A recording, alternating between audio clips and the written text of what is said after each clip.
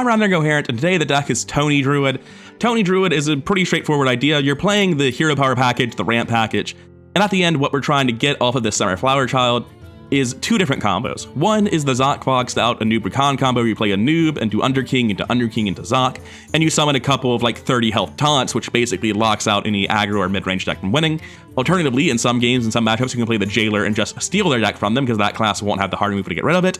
And we have some pretty strong removal tools with Invincible Mish-Mash Mosher here, which says after this attacks, kill every enemy minion if the card is immune, which the Jailer makes it, as does Attorney-at-Maw, which is a 10 mana combo either way. Well, it's an 11 mana combo if you've already played the Jailer, I guess, but it's very late game. However, it is a very strong combo when it hits. This is essentially the best deck to counter Blood Death Knight. And if every game I play is going to be against a Blood Death Knight, then I may as well just play Blood Death Knight counters until that shit stops. And at this point in time, the only decks I'm fighting that aren't Blood Death Knight appear to be absolute nonsense meme decks that have fallen so deep into the dumpster of Legend. So, hopefully they don't have a way to stop this, because if they don't, they'll just auto-lose to it. Oh yeah, I forgot to shill. If you haven't already, I'd really appreciate it if you could subscribe, like the video, and comment, because all that stuff really does help the channel grow. Anyway, we're up against a Death Knight, hopefully a Blood Death Knight. We don't really want any of this, but we will hold Aquatic Form, or sorry, Free Spirit, because Free Spirit is good against the other Death Knights and alright against Blood. This is a very nothing hand. We'll find out how we're actually doing a few turns from now once our draw plays out. Was it Renathal? It was, it's Blood. This is the counter matchup, this is good for us. Let's get this hero power ticking. We're not playing Aquatic Form until turn 5 and can hit Nourish and Summer Flowerchild. Until then, it's very, very bad to dredge and potentially just miss the draw. Although it is better to dredge early with this sort of deck, but when those cards are at the bottom, we want to pick them, not just the cheap stuff at the bottom. Attorney-at-Maw sits in hand, does nothing. Free Spirits. I'll play that next turn after a hero power. I have no reason to play it this turn and let my 1/1 die. Not that any of this really matters, I'm just trying to get the most value on my resources because I know I'm not doing anything next turn. It's possible that I draw a Widowbloom Seedsman or Spread the Word and I Innervate it out, but realistically, if those things happen, I'm not upset about them.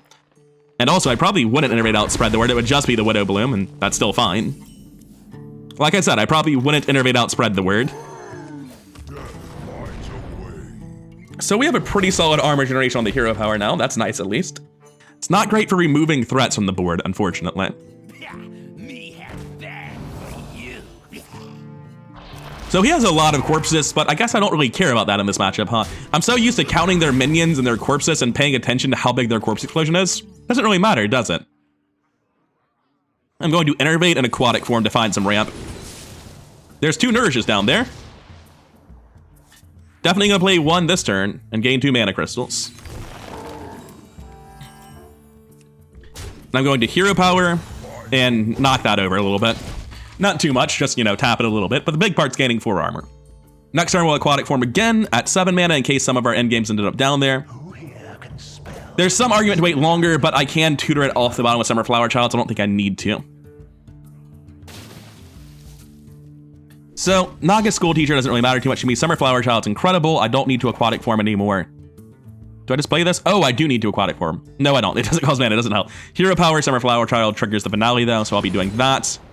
Mish-Mash Mosher is not relevant. I'll take the Nourish for draw next turn. Hero Power. Play this.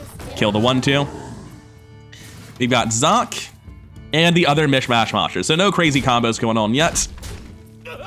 Actually, I don't know that that's the other Mish-Mash Mosher. That could be the one that was on the bottom. This is no longer accurate. There's a 50% chance that this is true, unless the tracker has information I don't, which it shouldn't. Oh no, this is one of those decks where I should be using different colored cards, huh? When I can, I should be running 1 golden and 1 normal so I can tell them apart based on what was on the bottom. Because if I had a normal Mish-Mash and a golden, I would actually know, was this the one on the bottom of my deck? That's not really useful information, I guess. It's sort of irrelevant, but it's nice to know and not have the lack of certainty that this brings. So at this point, I think it's time to spread the word. No, it's not. It's time to Nourish. Death Growl. That's a lot of cards you're drawing.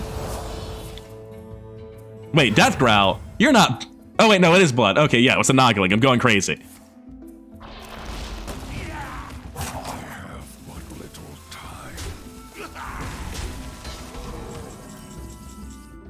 If they draw 3, they don't overdraw. Sort of pointless trying to make them anyway. We're gonna draw 3 ourselves, though. We have Rake, and Underking.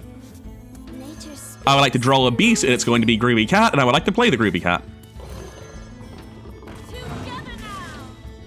And I'll kill this stuff. I am decidedly the control deck in this, because if the game goes long, I win. If he just slams Patchwork or Dirty Rat in these coming turns, it actually doesn't really matter to me because my win conditions aren't in my hand yet, which is nice. I'm going into turn 9 with Attorney-at-Maw Mish-Mash, not turn 9. I'm going into turn, did I go first or second? I went first. I'm going into turn 7 with the Attorney-at-Maw Mish-Mash Mosher combo online. Thanks, Nourish, you're a good card. This is only at 2, it'll go up to 3 after the trade. So that's enough to discount spread the word quite a lot. If he ever generates a wide board, I have the answer. Looks like he's trying to generate a wide board by the looks of it. No trade, huh? Interesting. I'm going to trade myself then. I will hero power to make it cheaper, and I will play spread the word. We have the Jailer and Attorney-at-Maw.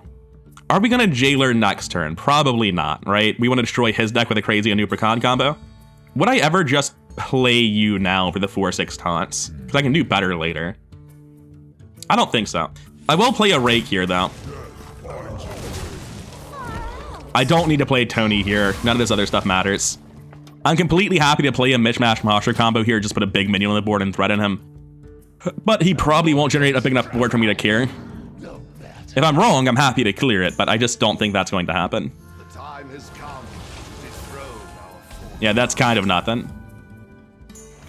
We have Anub'Rekhan.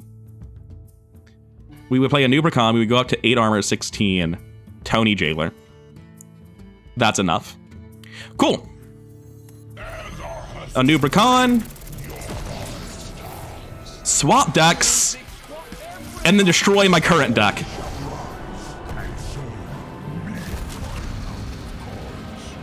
I would also like the hero power. And go face. Oh, also, you're not actually allowed to have that deck. Give it back. So, like I said, this deck hard counters Blood Death Knight. Get out of my game, please. I'm tired of fighting you and trying to navigate the minefield of removal, so I'm just not going to anymore. I'm gonna just grind counter matchups until I get high enough in Legend that only people with counter Blood decks are playing and Blood has fallen off. Because I know that, like, once you get top 1000, Blood DK starts seeing a lot less play because so many people are doing this shit. What are we doing? Why are you here? You really think Soulstealer's gonna win it for you? What just happened to his deck list? Why does it say that he has a Lortham Arthur on now? What's happening? Does my deck know what he's running because of the deck trap? What's going on? Something's not correct there. Anyway, don't worry about it. Going to hero power and spread the word. Don't really feel the need to rake that blindly. Rake and Groovy Cats, it's unnecessary. I'm just gonna drop this and kill it. Just, you know, normal stuff. It's interesting that the animations gave up. They don't really know if he's getting fatigued or not, or if I'm getting fatigued. This one sorted itself out once he drew a fatigue card. Yeah, you can't target immune minions unless you're the one who controls them. Sorry, buddy. Also, I had the answer at hand, so at first, like, it doesn't really matter before I realized it didn't even go off. Oh, that's very funny. That felt really good. Fuck Blood Death Knights, man. I'm so tired of trying to test bad aggro decks against them. All right, we got another Druid. I've got no idea how this mirror match works. Also, why am I fighting someone 1400 ranks above me? What's going on with our MMRs here? There's no way it's right to hold Flowerchild. As much as I want to hold Flowerchild, that's gotta be crazy talk. Groovy Cat and to spread the word is nice to get it going. The rest of this, not so nice. I'm also assuming he's the same type of deck as me. It's possible he's not a Jailer Druid, in which case this is probably just an auto-loss matchup for him.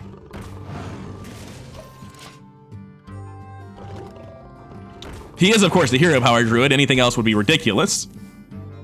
So we trade Hero Power, spread the word.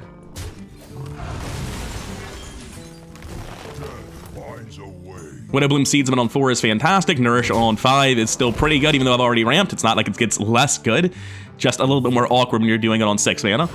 Without a 3 mana follow-up, as is always the case with Druid. Man, this is a real mirror match, isn't it? There's not really any reason to not do this. I was trying to talk myself around into doing something crazy and stupid, and there's just play it. What am I doing? Who went first? I went first. But he coined out his ramp, which is why it looks weird now. I'm curious if he goes face or if he trades. I don't know that either of us should feel like we're the control deck here. I'm going to gain 2 mana crystals, and then I'm going to Innervate out the ramp. Get my Innervate back, I guess. And then from here, I kind of need to Aquatic Form into draw, because I don't really have answers at the minute. What am I looking for? I'm looking for Summer Flowerchild, I'm looking for Nourish, I'm looking for Spread the Word. None of the best options really are available right now. That's real bad. So he's drawn his entire endgame combo and reduced his entire endgame combo. Meanwhile, I'm over here like, maybe I'll find plays. Attorney-at-Maw would actually be pretty solid. That's not it. I'm going to start this by Aquatic Forming. We don't have the Jailer yet, but I need Tony to blow up his deck. What's it matter? He already has his combo. He doesn't need anything. I need to draw my cards before they vanish. Hero power, I'm up to 3, gain 2, Rake clears the board, and makes this free. Respirit's not really what I'm looking for, Peaceful Piper isn't either, but I guess I'll play it all. Kill this, play the Free Spirit once the draw finishes animating. So the issue here is that I just, like, if he just has the Anub'Rekhan combo and blows up my deck, I lose. And I feel like he does. There's a good chance he's playing Mish-Mash Mosher stuff too, in which case he can't guarantee it by now. But I don't feel like I'm in a good spot. Seeing Underking now makes me feel more confident. Maybe he doesn't fully understand how the deck wins. Or maybe he just has an awkward hand where that's the best thing to do. It's always possible. Shouldn't judge my opponents too harshly without knowing their hand. This gives me, what, 3-4? 4-4?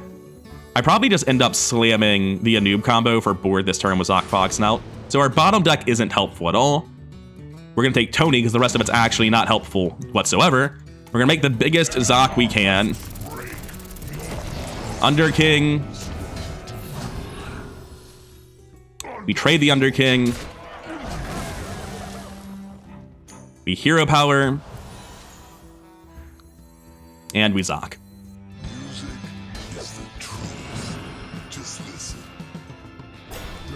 Those are the big taunts. I'm actually gonna play the Mish-Mash Mosher as well. Because if I'm winning, it's by preventing him from having answers. I just need to go as wide as possible, make sure that if I do top deck Attorney-at-Maw or Jailer, I can win with Mish-Mash Mosher clearing his board. So I'm all in, but like, it's Druid. It's not like my board's getting cleared by a Soul Stealer here. It's just a question of what does he do to come back from this. Because obviously, you saw what my turn was, he could summon even bigger taunts. Seems unlikely. He'll probably summon taunts of approximately the same size, and the game will grind to a halt for a hot second. I wonder what's in his hand, because he keeps not playing his expensive cards. He must have missed a noob. That's the only answer I can think of, is that a noob is the one card still in his deck. And he is desperately trying to find it. 9 cards left, nowhere near dead on board. Underking is not the ticket. But I will trade it off just to have a better board. Going to play this, go face with it, it'll clear the board. Go face with everything else.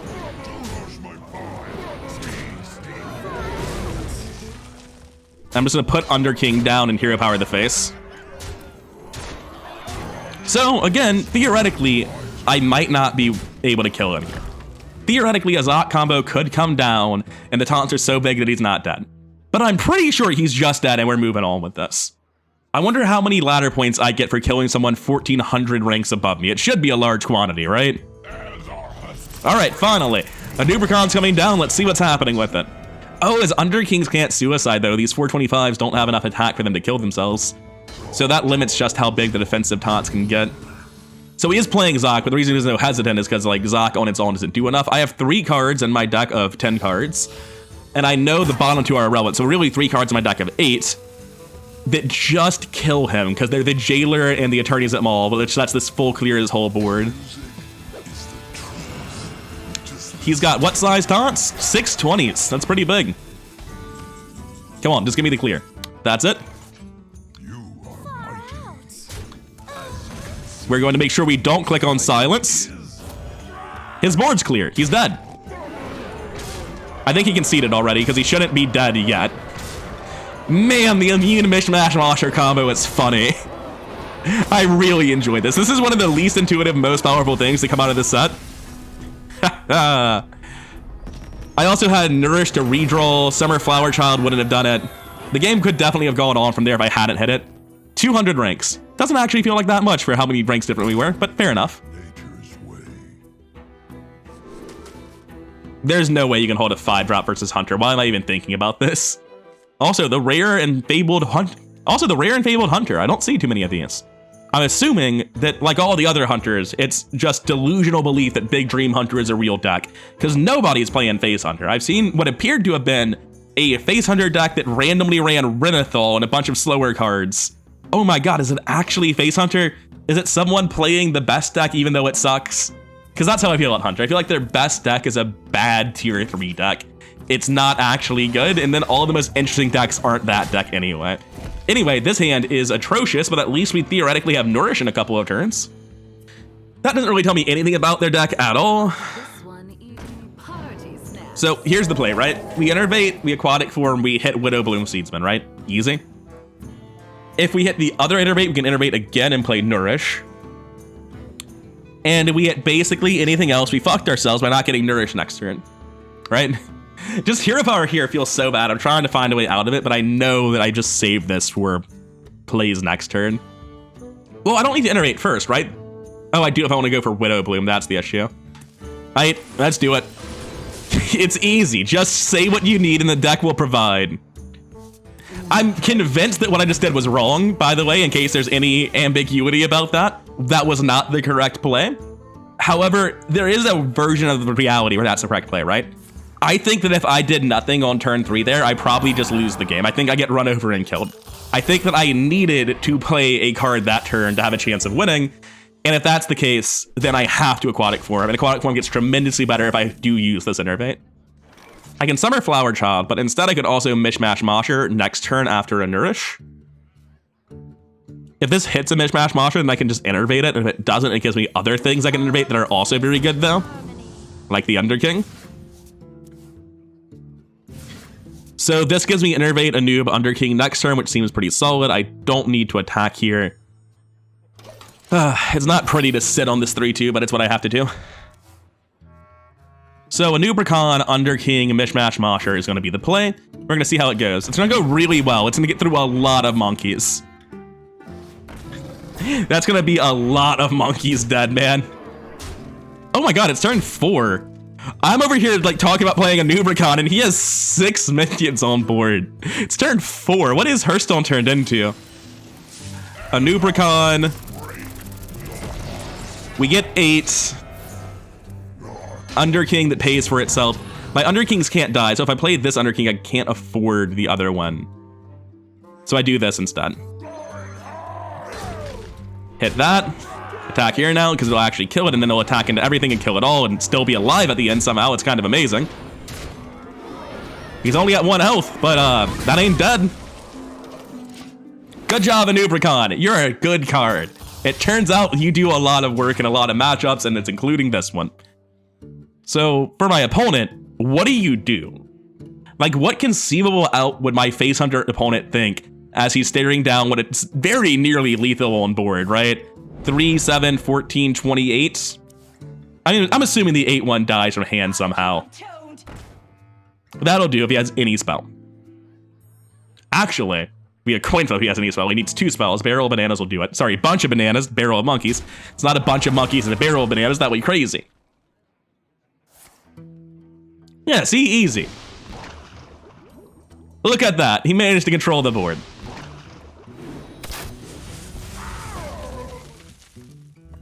Didn't seem like a very reliable form of control. All right, coin is good here. Coin makes it a lot less crazy. So essentially, as long as I play the second Underking, I can't imagine losing. So I'm gonna do that. And then we can Nourish next turn. I've got dominant board control again. I doubt he's able to clear board again. That would be a bit crazy. Oh my god, I love this. I didn't know it did this. So Barrel of Monkeys generates a new Barrel of Monkeys card when you play it. It has less monkeys in it, and it shows you all of them over here.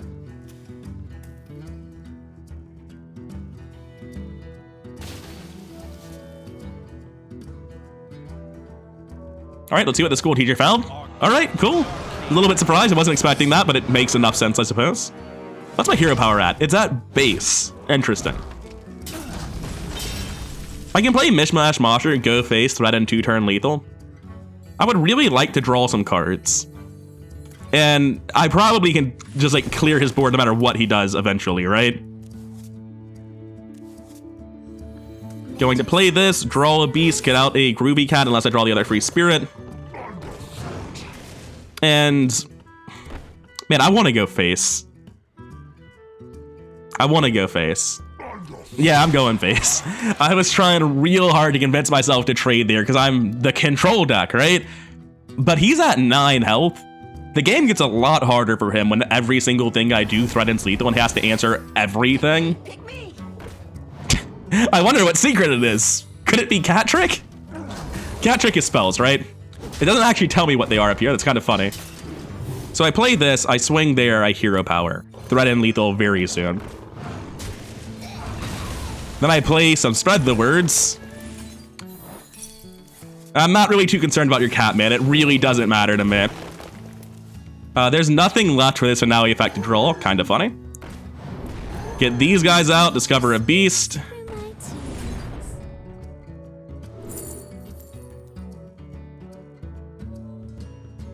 That's funny. I'm gonna pick Kolak though, because if any of them matter, it's probably Kolak.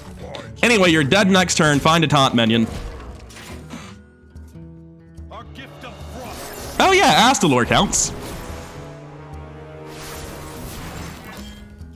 Mish-Mash Mosher is still quite good here. Not as good as I would want him to be though. This is also a situation where I can just like play Kolak and hit the face though. I don't actually need to care. And if I top deck Attorney-at-Maw, which is a 2 out of 7, it just kills him immediately. Like he's not dead, but his entire board is gone. Face, huh? I don't know. Like I know the damage from the minions doesn't really seem like it matters much, but like they kind of do. So I can just play Kolak and go face. Oh, there we go. Cool. Finally found one.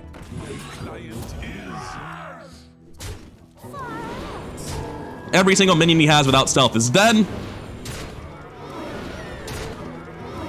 I have a massive minion. I have dominant board control. Yeah.